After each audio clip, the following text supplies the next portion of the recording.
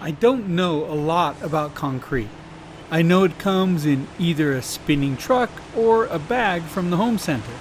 I know you can put your hands in it and make handprints that last all of eternity. And I also know that it takes a long time for concrete to dry, especially when it's raining. And it's been raining in Hakuba.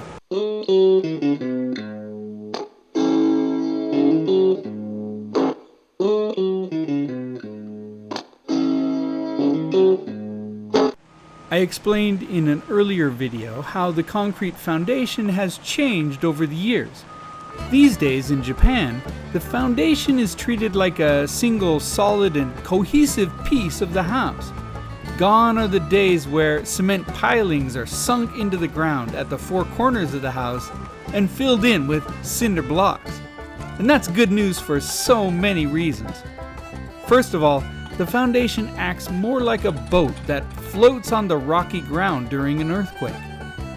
Second of all, once the concrete is sealed, it's extremely difficult for bugs and critters to get inside of your foundation. Needless to say, that makes it a little bit harder for them to get into your house too.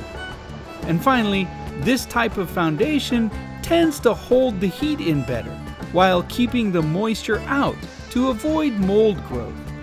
Naturally, it's not a magic bullet that solves all the house's problems, but it's a great improvement over previous ways of building homes. They began to place the rebar forms for the foundation walls. Naturally, there were 4 walls defining the perimeter of the house. But in addition, rebar was placed in the interior of the foundation as well. Rebar outlined interior walls that echoed the position of the walls, and more importantly, the load-bearing posts of the first and second floors. This was fascinating because for the first time I could actually see the shell of the house that we designed.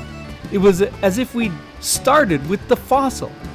But instead of seeing where all of the elements of the structure once were, I could see where everything was going to be. The next day, another team showed up.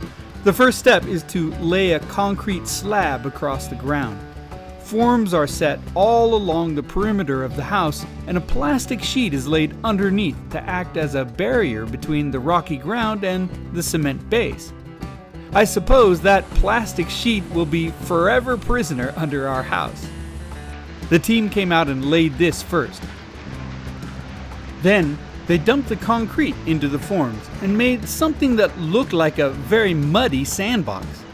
However, concrete does have one characteristic that is very different from sand.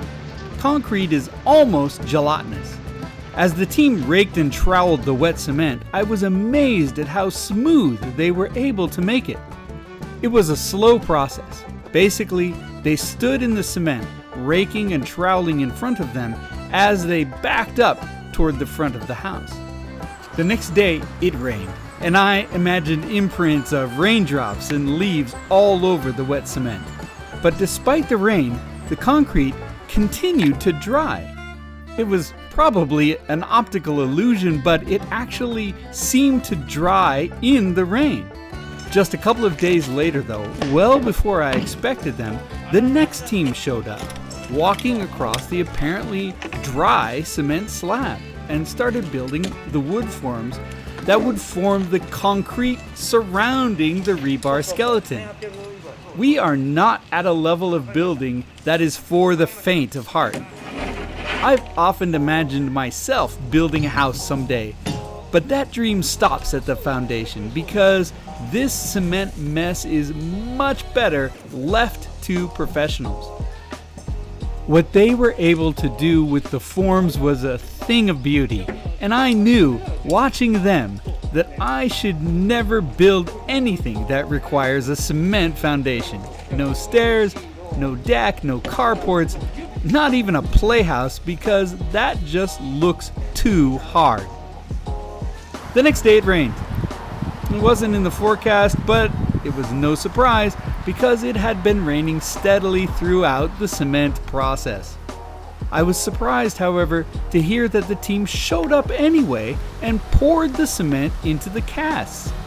Apparently, the cement is wet anyway, so what's a little rain?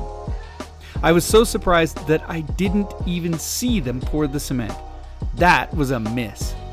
But what you're looking at now is the result of their wet and rainy job. I wonder what it will look like when the wood forms come off, or when that will even be. Either way, there's a completely different topic we'll be talking about in the next episode. Next week, I'll tell you about what has been going on in our backyard.